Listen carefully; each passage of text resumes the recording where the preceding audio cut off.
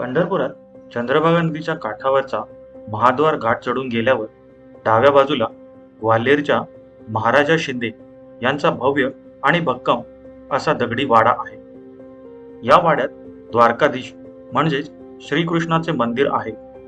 वाड्यात 24 खांबांवर बांधलेला बैठक मंडप असून त्यावरील छत दगडी कातळांचे आहे. मंदिराच्या गाभाऱ्यातील द्वारावर चांदीचे सुंदर नक्षीकाम आढळते.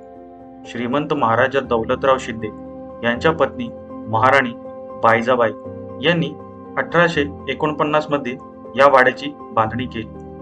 त्यावेळी राजवाडा व मंदिरावर सुमारे 1,25,000 रुपये खर्च झाले होते. दिल्ली जिंकणारे महाराज मराठशी शिंदे हे वारकरी संप्रदायाचे सदस्य होते. त्यांना वारकरी संप्रदायात पूज्य मल्लप्पा वासकर यांच्याकडून दीक्षा मिळाली. त्यामुळेच सिंधिया घराण्यात विठ्ठल भक्तीची सुरुवात झाली असा उल्लेख इथल्या माहिती फलकावर आढळून येतो.